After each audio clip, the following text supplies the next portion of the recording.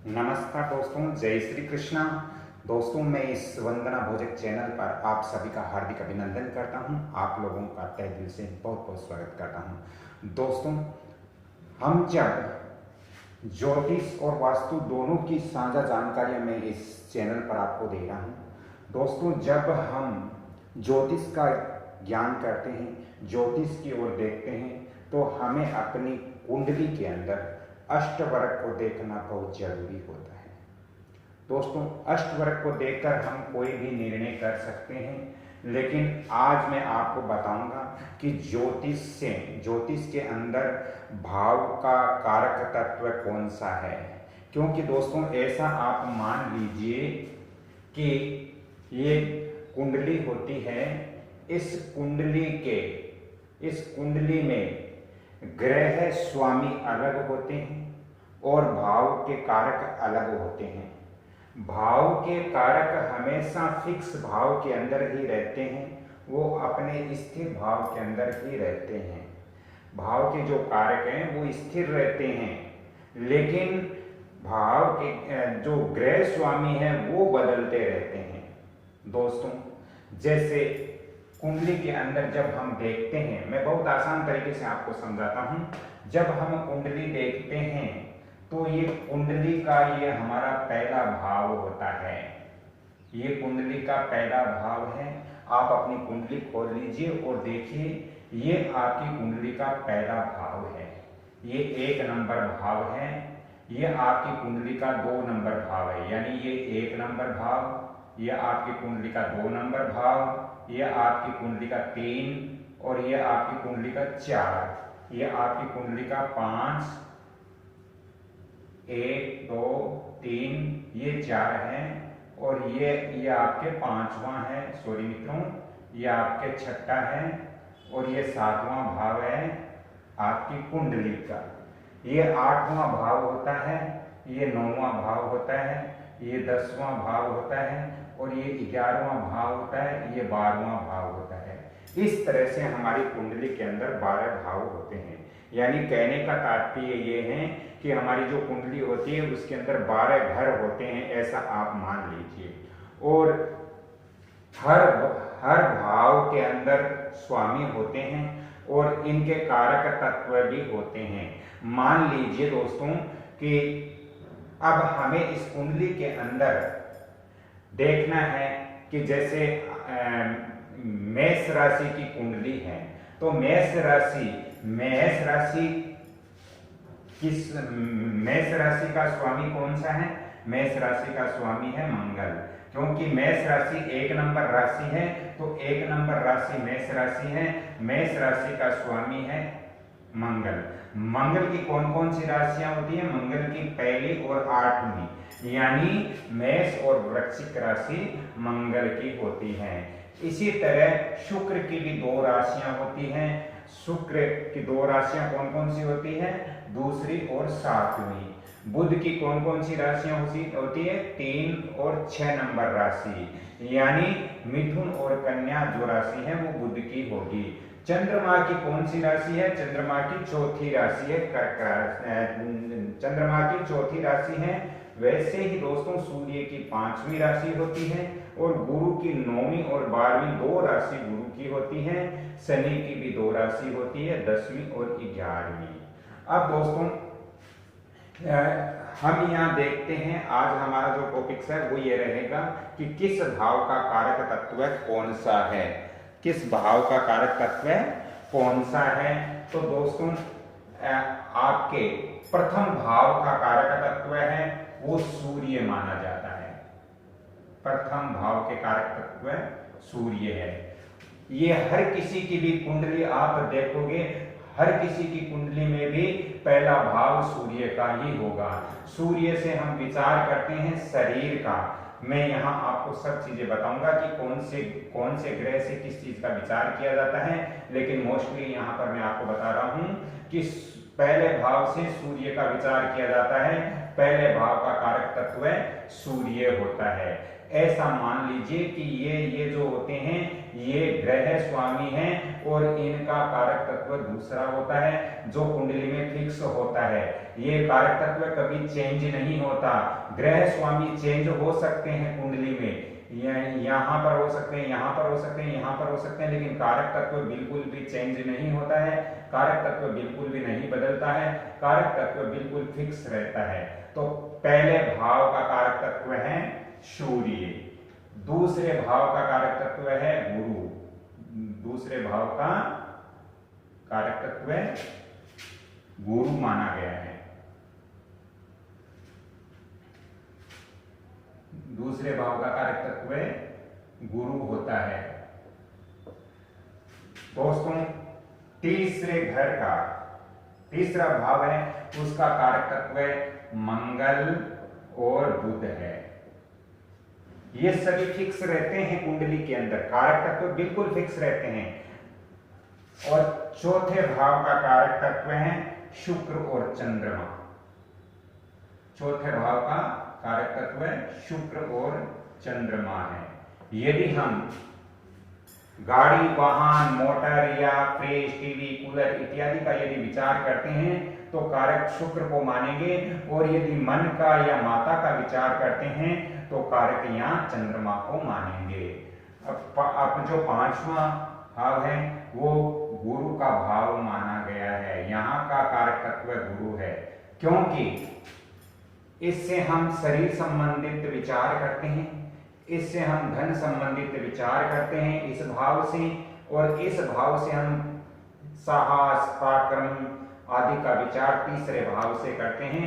चौथे भाव से हम गाड़ी, मोटर, भौतिक जितनी भी सुविधाएं हैं उनका और माता का, मन का विचार हम चौथे भाव से ही करते हैं। इसी तरह पांचवा भाव पुत्र का भाव माना जाता है। इस पांचवें भाव का कारक तत्व गुरु है। पुत्र संबंधित जो भी विचार करते हैं हम पांचवें भाव से ही करते हैं। इसी तरह दोस्तों छठा भाव, यहाँ छठा भाव जो है हमने दिया है, ये छठा भाव मंगल और शनि का कारक है। मंगल और शनि का कारक है छठा भाव, क्योंकि छठा भाव हमारे रोग, कर्ज, ऋण या शत्रुता आदि का ये भाव है। तो जब रोग, ऋण, शत्रुता आदि का विचार करते हैं तो हमें छठा भाव देखना जरूरी है। छठा भाव का कारक तत्व मंगल और शनि यहाँ माना गया है। सातवां भाव स्त्री का माना गया है। सातवां भाव स्त्री का माना गया है, इसलिए यहाँ पर कारक तत्व दो है, शुक्र और गुरु। शुक्र और गुरु है। यदि ये स्त्री की कुंडली होती है तो हमें गुरु से विचार करना चाहिए, गुरु कारक तत्व होगा, और यदि पुरुष की कुंडली है तो शुक्र इसका कारक तत्व माना जाएगा। दोस्तों इसी तरह अष्टम भाव कुंडली के अंदर अनिष्टकारी माना गया है, बहुत ही घातक भाव ये माना गया है। तो इसका कारक तत्व शनि महाराज है। इसका कारक तत्व शनि महाराज होता है, क्योंकि ये अष्टम भाव मृत्यु का भाव होता है। अष्टम भाव एक्सीडेंट आदि का कारण बनता है। अष्टम भाव बहुत ही अनिष्टकारी माना गया है। वैसे तो दोस्तों छठा, आठवां, 12वां तीनों ही भाव अनिष्टकारी होते हैं, लेकिन अष्टम जो भाव है, जो आठवां भाव है, वो बहुत ज्यादा अनिष्टकारी होता है। अब बात करते हैं नौवें भाव की। तो नौवां भाव हमारा भाग्य का भाव होता है। अब भाग्य का कारक कौन सा है? गुरु। तो नौवें भाव का कारक ग्रह हमारे गुरु होते हैं। गुरु के साथ साथ सूर्य भी इसके कारक हो सकते हैं। तो ये नौवां भाव है, इसका कारक ग्रह गुरु और सूर्य ज्योतिष के अनुसार माना गया है। दोस्तों इसी तरह दसम भाव हमारे कर्म का भाव होता है, और इससे हम बिजनेस इत्यादि का भी ज्ञान प्राप्त कर सकते हैं। 10वें भाव से हम नौकरी इत्यादि का भी मालूम कर सकते हैं। तो ये 10वें भाव के कारक तत्व, यहाँ पर 4 कारक तत्व होते हैं। बुध होता है, इसके साथ में शनि भी होता है, इसके साथ में दोस्तों गुरु भी इसका कारक होता है 10वें भाव का। इसके साथ ये बुध, शनि, गुरु और यहाँ कहीं कहीं सूर्य भी इसका कारक बनता है। क्योंकि जब हम सरकारी नौकरी इत्यादि के लिए कोई अगर कुंडली देखते हैं तो उसमें कारक ग्रह गुरु और सूर्य लेना पड़ता है। जब हम व्यापार संबंधित यानी कोई भी चीज देखते हैं तो उसका कारक हमें गुरु और बुध को लेना पड़ता है। तो इस तरह से इस 10वें भाव के अंदर जो कारक ग्रह हैं वो बुध, शनि, गुरु और सूर्य चारों ग्रह हैं दोस्तों। इसी तरह हमारा 11वां भाव आय का भाव होता है, इनकम का भाव होता है। इससे हमें पता चलता है कि हमारे आय होगी या नहीं होगी। तो ये 11वें भाव का जो कारक ग्रह है वो गुरु है, वो गुरु होता है। अब दोस्तों 12वें भाव की जब हम बात करते हैं तो 12वां भाव व्यय का भाव माना जाता है, खर्च का भाव माना जाता है और ये अनिष्टकारी भाव भी माना जाता है। तो 12वें भाव का जो कारक ग्रह है वो शनि है। तो 12वें भाव का कारक ग्रह शनि है दोस्तों।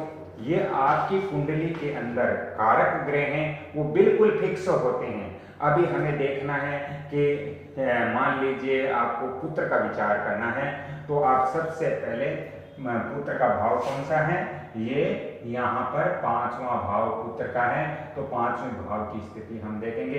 इसके बारे में मैं आगे आपको जानकारी दूंगा कि हम कैसे देखेंगे, लेकिन आज मैंने ये जानकारी दी कि कारक तत्व किस भाव के कौन से कारक तत्व होते हैं। मान लीजिए ग्रह स्वामी किसी भी भाव का स्वामी होता है, लेकिन कारक जो कारक है वो इस ग्रह का मंत्री होता है। क्योंकि ग्रह स्वामी केवल आदेश करता है, देता लेता मंत्री है, इसलिए इनके ग्रह स्वामी अलग हो सकते हैं, लेकिन कारक तत्व जो है वो फिक्स रहते हैं कुंडली में। वो किसी की भी कुंडली आप लीजिए उसके भाव में ये कारक तत्व फिक्स होते हैं। इनके विचार करने का जो तरीका है वो मैं आपको आगे समझाऊंगा दोस्तों। अब हम यहाँ पर बात करते हैं कि कौन सा ग्रह है, कौन सा ग्रह किससे संबंधित होता है। तो सूर्य ग्रह है वो व्यक्ति से संबंधित होता है। सूर्य ग्रह व्यक्ति से संबंधित होता है, एक नंबर। दूसरा नंबर सूर्य ग्रह पिता से संबंधित होता है। जब हम पिता इत्यादि का विचार करते हैं तो सूर्य कारक कहाँ पर है वो हमें देखना पड़ता है। इसी तरह आंखों का, शरीर के अंदर आंखों का विचार हम सूर्य से ही करते हैं। चंद्रमा किसका, चंद्रमा कौन कौन से चीज देखने के लिए काम आता है। तो चंद्रमा माता का विचार हम चंद्रमा से करते हैं। इसके अलावा मन का विचार हम चंद्रमा से करते हैं। इसी तरह दोस्तों मंगल का विचार यानी हमारे भाई बंधु जो भी हैं, भाई बंधु का जब हम विचार करते हैं तो हमें मंगल को देखना पड़ता है। इसके साथ ही साहस का विचार यानी वीरता का विचार जब हम करते हैं, वीरता का विचार करते हैं तो हमें मंगल को ही देखना पड़ेगा। जिस व्यक्ति का मंगल अच्छी स्थिति में है तो वो व्यक्ति सेना या पुलिस इत्यादि में नौकरी करता है। दोस्तों बात करते हैं वाणी का विचार किससे करें। तो वाणी का विचार हमें बुध से करना चाहिए। वाणी यानी कुछ व्यक्तियों को आपने देखा होगा बड़े चतुर होते हैं, बड़े चालाक होते हैं, वो अपनी बातों से किसी को भी अपने जाल में फंसा लेते हैं क्योंकि उनका बुध बहुत अच्छी स्थिति में होता है। बुध उनका शत्रु राशि में नहीं होता है, बुध उनका नीच का नहीं होता है, बुध अच्छे भाव के अंदर बैठा रहता है। तो ऐसा व्यक्ति बहुत चतुर होता है। तो बुध का जब हम वाणी या वाणी या व्यापार आदि का जब विचार करते हैं तो हमें बुद्ध को देखना चाहिए। बुद्ध को हम देख करके ये पता कर सकते हैं कि व्यक्ति का व्यापार कैसे चलेगा, बुद्ध किस स्थिति में है। ये सभी विचार हम करने के बाद उस निष्कर्ष पर पहुंचते हैं कि इनका व्यापार कैसे चलेगा, कौन सा व्यापार उनको करना चाहिए। अगला जो है वो धन और संपत्ति का विचार किससे करें, धन का और संतान का विचार, धन और संतान का विचार। जब हम धन और संतान का विचार करते हैं तो हमें गुरु को देखना पड़ता है। गुरु हमारी कौन सी स्थिति में है, गुरु यदि हमारी अच्छी स्थिति में है, गुरु यदि अपनी ही स्वराशि के अंदर है, या गुरु उच्च का है, या गुरु मित्र राशि के अंदर विराजमान होता है, तो धन और संतान का सुख हमें प्राप्त होता है। ये सभी चीजें मैं आगे आपको पूरे एक एक पॉइंट से समझाऊंगा, क्योंकि एक एक पॉइंट से समझाने से आपको सारी चीजें समझ में आ जाएगी। तो आगे हम बात करते हैं जितने भी भौतिक सुख है, यानी भौतिक सुख का मतलब होता है आपके गाड़ी, वाहन, लग्जरी गाड़ी, आपके फ्रिज, कूलर या अन्य जितने भी भौतिक साधन होते हैं, तो वो सभी विचार हम सुख से करते हैं।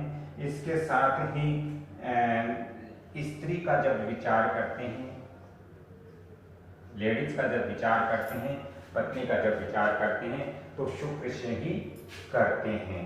दोस्तों, इससे अगर शुक्र अच्छी स्थिति में है तो अच्छी पत्नी मिलेगी, अच्छी सहभागिनी मिलेगी, और शुक्र यदि अच्छी स्थिति में नहीं है तो हमें इसका बुरा परिणाम प्राप्त होता है। ये सभी चीजें मैं एक एक पॉइंट आपको समझाऊंगा। ये चैनल आपके लिए बहुत महत्वपूर्ण है। दोस्तों, आयु और दुख का विचार किससे करते हैं, आयु और दुख का विचार हम शनि से करते हैं। क्योंकि दोस्तों, ऐसा माना जाता है कि किसी व्यक्ति की यदि मृत्यु होती है तो जरूर उसकी कुंडली के अंदर दशा, अंतर्दशा शनि की चलती होगी या शनि की साढ़े साथी होगी। ऐसी स्थिति में व्यक्ति की मृत्यु होती है। तो दोस्तों, आयु और दुख का विचार हम शनि से ही करते हैं। इनका दुख और आयु का कारक तत्व शनि ही होता है। इसी तरह मामा पक्ष के जितने भी मामा पक्ष की जितनी भी यदि हमें ज्ञान करना है, जानकारी करनी है, तो उसका कारक तत्व राहु माना गया है। क्योंकि ये मतलब स्त्री पक्ष की ओर से देखते हैं राहु को, स्त्री पक्ष की ओर से राहु को देखते हैं। मामा संबंधित जितने भी ननियाल संबंधित हम जो भी चीज देखते हैं वो राहु इसका कारक तत्व होता है। इसी तरह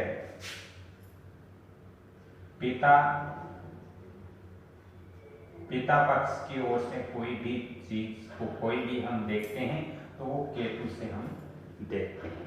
तो आज इस कुंडली के अंदर मैंने बताया कि कौन से ग्रह का कारक तत्व कौन सा है और किस चीज को देखने के लिए कौन सा ग्रह हमें काम में लेना चाहिए। ग्रह स्वामी यहाँ मैंने दिया है, वो भी मैंने आपको समझाया है। तो आज मैंने समझाया कि कुंडली में कारक तत्व किस भाव के कौन से कारक तत्व हैं। ये कारक तत्व बदलते नहीं हैं, फिक्स होते हैं। केवल हमें जानकारी होनी चाहिए कि जब हम कुंडली देखते हैं तो किस भाव में कौन सा कारक तत्व होता है। अब हम थोड़ी सी बात कर लेते हैं वास्तु की, क्योंकि मैं वास्तु के बहुत सारे वीडियो इस चैनल पर या इसके अलावा कमल किशोर भोजक चैनल पर भी मैंने दिए हैं। तो मैं वास्तु की भी थोड़ी आपको यहाँ जानकारी देना आवश्यक समझता हूँ। दोस्तों, वास्तु का टॉपिक है ब्रह्म स्थान पर जल की टंकी। यदि हमारे घर के अंदर ये मान लीजिए अपना मकान है और इस मकान के बीच में बिल्कुल सेंटर के अंदर हमारा ये ब्रह्म स्थान है, और यदि हम ब्रह्म स्थान के ऊपर जल की टंकी होती है, हमारे जल के बोरिंग या ट्यूबवेल या हेडपंप या पानी की कुंड होती हैं, तो दोस्तों ऐसे घर में ऐसे घर में वास्तु अनुसार अकाल मृत्यु तक हो सकती है। नंबर 1, अकाल मृत्यु। इसके अलावा इस घर के अंदर अगर ब्रह्म स्थान यानी बीच के अंदर बोरिंग, ट्यूबवेल, हेडपंप है तो इस घर के अंदर जितने भी रुपए आप कमाओगे वो खर्च हो जाएगा, व्यय ज्यादा होगा, व्यय ज्यादा होगा, इनकम कम होगी,